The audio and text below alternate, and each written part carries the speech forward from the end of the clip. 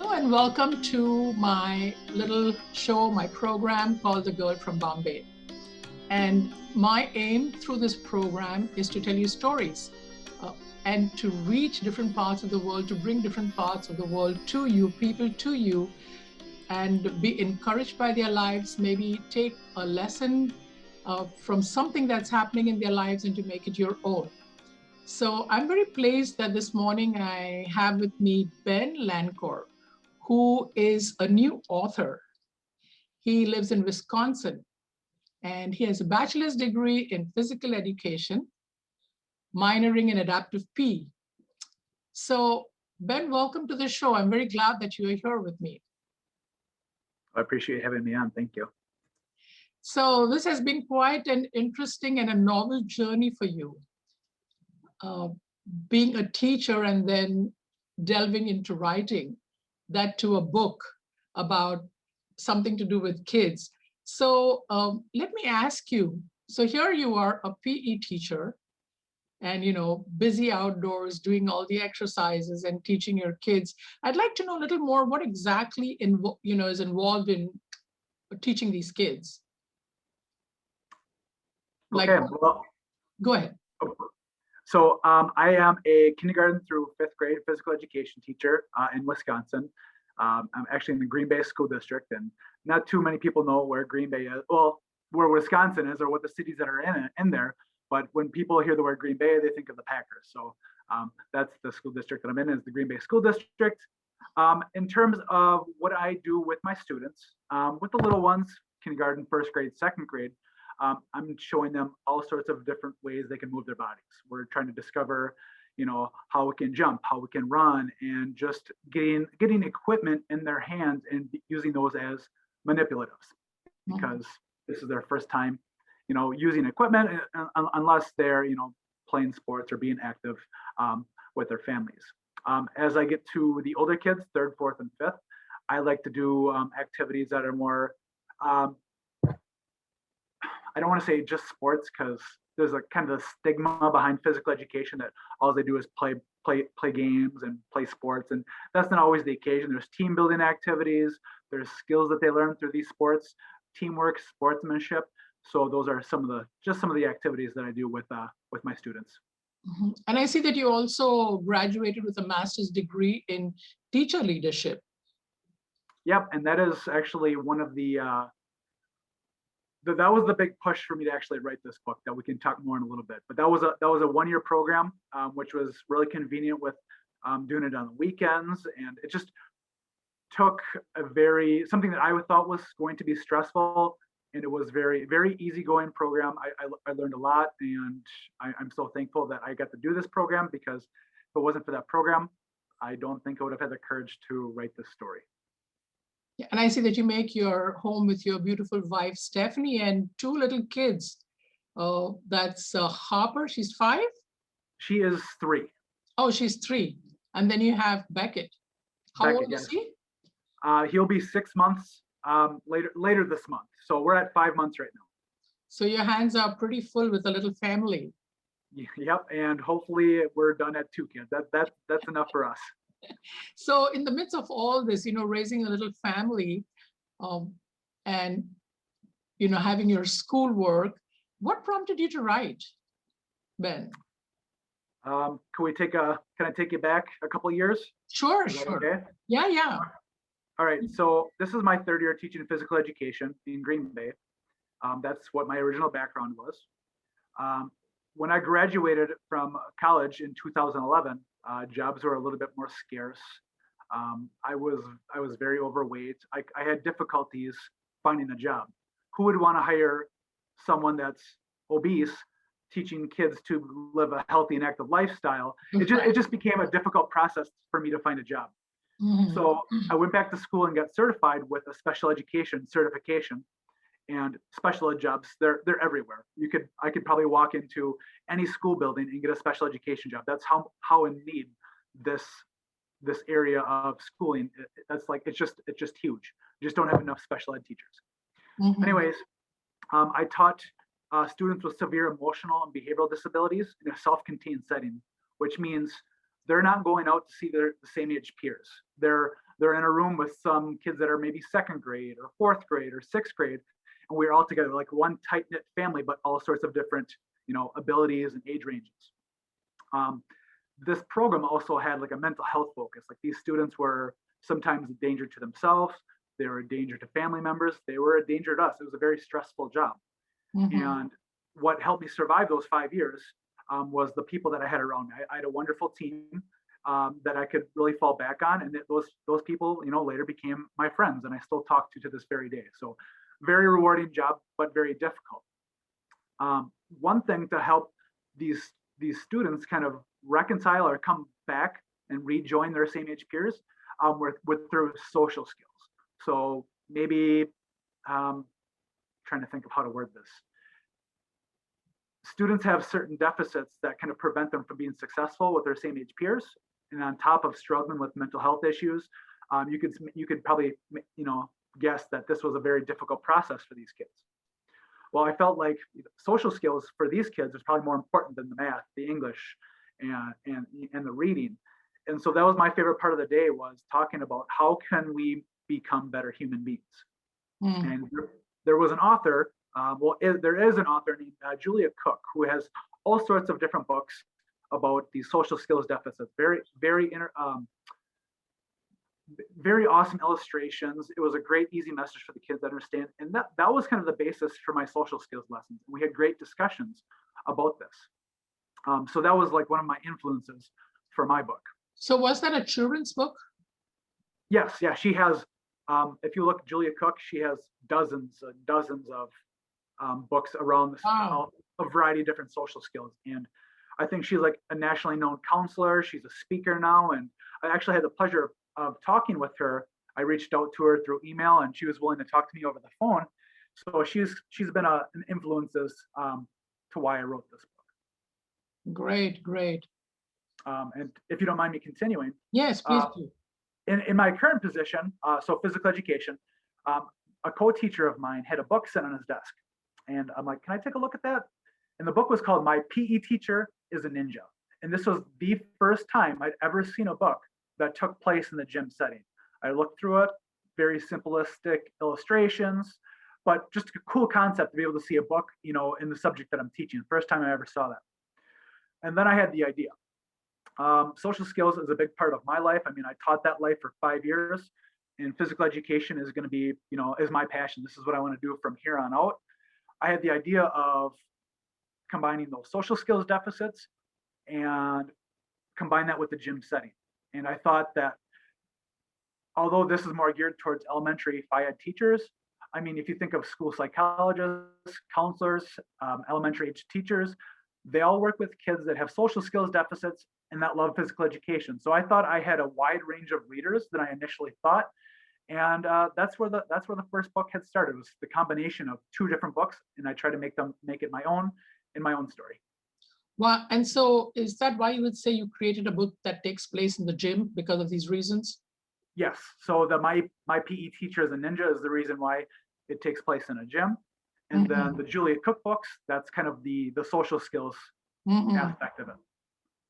So in this journey, as a teacher, and you have written this book, you probably have come across success stories, as you have gone along. But what is the one lesson that you'd want to portray in your story? Well, the biggest theme, the biggest takeaway from my book is taking responsibility, owning up for your actions. It's not easy for kids to do. It's not easy for adults to do. It's a lifelong skill that all of us need. And what I want to get across to kids is that when you don't take responsibility, there's going to be, like in my story, there's a monster that grows each time that the little boy who's making the not so good choices, every time he's blaming his monster, well, his monster grows. And I guess I would compare that to like our conscience or our guilt. Correct. And when we're not making the greatest choices and we're shifting the blame to someone or something else, that's kind of like our monster, our guilt kind of growing and growing. And the more the lies you tell, the more, I guess, uncredible or less trust you have with your family members, teachers, friends. And so it's just always best to, no matter what you feel that the consequence is going to be, is just own it, because the sooner you own it, the quicker you can learn from your mistake and move on. Yeah, and also because when people neglect this conscience, or the feelings of guilt, repeatedly doing the same wrong things, or it keeps growing, of course, and then people stop having a conscience. It's like dead, and then they're gone into this different direction where there's no feeling, nothing, and it escalates and just grows into something bigger. So it's a great thing that you're reaching out with this book to young children, and trying to instill that value when they're still young, when the tree is still, the plant is still tender and growing up to be a big strong tree. So that is indeed very commendable. And the next question I want to ask you is that why would you think that parents and children would like your book? Tell us a little bit more about it. Ooh, well, I think, if people are like me and they've never seen, a book that takes place in the gym setting, I think that would really catch my eye. It's like, I've never in my time, like, have I seen a book that takes, and I'm a FIAD teacher, and I've been doing FIAD for let's see, I started college like 2005, and only once have I come across a book that takes place in the gym. Mm-hmm. And if my child is, physically active and enjoys physical education class, like, it's something to look into. It's like, you know what, let's check this out. Let's see what this book has to offer. And, come to find out that this book really has nothing to do about sports or, whatsoever. It has everything to do. There's a deeper meaning behind it. So I'm hoping that the monster on the cover of my book, and with the young boy that's being featured there, is maybe, I'm hoping that illustration, kind of just catches someone's eye in hopes that they'll just not judge a book by its cover. Because I've already had someone say, I don't like that it's called a gym monster, and it's like people are judging the story by the word gym, because the stigma that I mentioned before, that all these gym teachers do is just roll out the ball for the kids to play, and there's no actual learning involved. And so that's another part of as to why I wrote the book, is to kind of get rid of the stigma that's all physical education teachers do, is roll out the ball. Because here I am writing a book, and I'm more than what that stigma represents. And I think what I also like about your book is that, normally, because we want to kind of in some way maybe demystify monsters, but the culture is such that monsters are kind of like friendly, and that's not true. It's, monsters are monsters. And so that you are in fact saying, okay, this is a bad thing, do not give into this.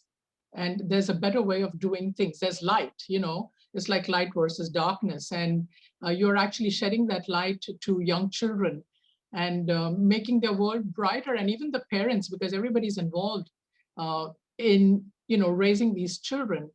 So kind of an unusual question maybe, but do you have one story that, somehow you being the PE teacher and you found a child that was probably in a situation like that and you helped? I'm gonna use more of like a classroom management strategy, I think, to help answer that question. Right.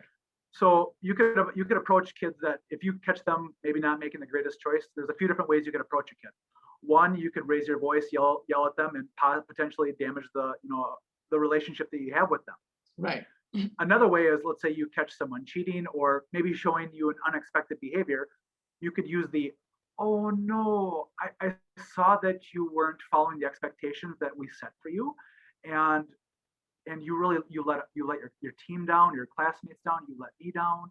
And just the tone of voice, the way you talk to a child versus yelling at them, moving forward is going to be easier, just because, if you're yelling at them, they might just shut down. They might not want to have anything to do with you. But if you come off with a softer tone, you can still talk about the same consequence that they're going to receive as if you yelled at them. But if you, oh no, and you kind of restate the expectations that they were missing, you still have that relationship. You still have that bond with that student, and that student can learn from that oh no statement. Great. And will there be a second story or, a second book? Because here you have accomplished what you set out to do. And so it's coming to an end in a way, but it's a new beginning when the book is going to be published. very soon here. So when is the book going to be out? All right. So you gave me two questions. So let's Right. tackle one. I'll go with the publishing first because Right. that's going to happen before a second story. So I have on my files, I have many of them. I have my paperback and I have my ebook uploaded to Amazon, to KDP. And I'm going to do a what's called a book launch starting this Friday, the March, I believe that's the 19th.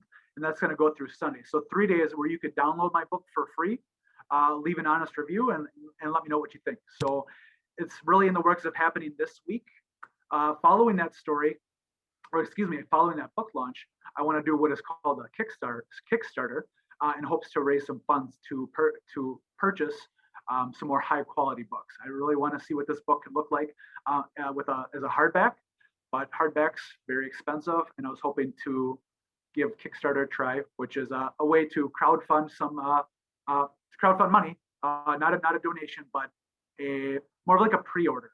So let's say you were interested in my story and you wanted to help support the cause. You know, you could support. There's different tiers of like things that you would receive as being a backer to the project. Mm-hmm. And I think the next part is going to have to educate people that you appreciate your support with this. This is how you're going to help me get you guys better books. And please understand that this is not a donation. You're helping this project kind of grow. So that's my next step. So book launch this weekend, Kickstarter, and then I think we can start talking about book number 2. Great. And where can people find you? Just a minute. So online, where can people find you? So right now I have like a coming soon illustration on my website at benlancourbooks.com. So I don't have a seller. I don't have the ability to sell quite yet from that website. Although the ebook is available for $3.99 on Amazon. So if you type in the search bar Henry and the Gym Monster, it's like the 3rd or 4th book down. And I'm not looking for sales right now. I'm just more focused on this book launch. I'm really hoping to kind of spread the word in hopes that it gets in front of more fans out there on Amazon and for people to discover it, because no one knows that it's out there other than my launch team and a small percentage of the physical education community. Yeah, and I'm sure hoping that through this interview being on YouTube, we'll be able to reach more people. And coming back to the second question, was your book that you are planning to write, the next book? Awesome. So to end my story, the Henry and the Gym Monster, there's a little surprise at the end, and I don't want to give it away. But people are asking me, do I want to take this little surprise and do like a sequel? And the issue with that for me is it would lead into a different subject area. That's kind of the little nugget that I'll give you. And that little subject area change from physical education to the new subject isn't quite my forte. And my goal was to kind of write books that take place in the gym setting. So if this book were to get really popular, would I attempt a second book with these characters? I would try to. I would make the attempt. But let's say that doesn't happen. My wife is very interested in illustrating for my second book. I have the idea, and it's going to be around sportsmanship. That's my goal for book number 2. I don't want to share the title just in case someone's watching and looking for ideas, but it's definitely going to be around sportsmanship for book number 2. It's been so great having you, Ben, on the show, and I must say that your book will do well because I think it's an unusual subject, and you are reaching out to help young children to understand the need to be responsible and how it affects their lives and the lives of those around. And you yourself are such a wonderful example. To first and foremost, to your students, I believe they, so many of them look up to you and your own story of going from being obese to a very fit gym instructor, and that also for special ed. So I wish you every success, and I'm sure you have your all this network around you of people who love you and want to see you successful. And so even as people are watching this, I want to say, please share this YouTube video with others, and let's create a team around Ben so that we can have his book out and make it a roaring success, so that then we can see the second book, what he's writing about, and help him to be all that he has desired to be and accomplish through the writing of this wonderful book about Henry and the gym monster who needs to be put in place. All right. Thank you so much, Ben. I really appreciated you coming here and having this little talk and telling us about your wonderful book. And I wish you every success. Oh, thank you so much for having me on, and thank you for such kind words and the prayer beforehand. This was wonderful. Thank you. You're most welcome. And I hope to see you again on another segment, which I will tell you later. God bless you. Bye-bye. All right, bye.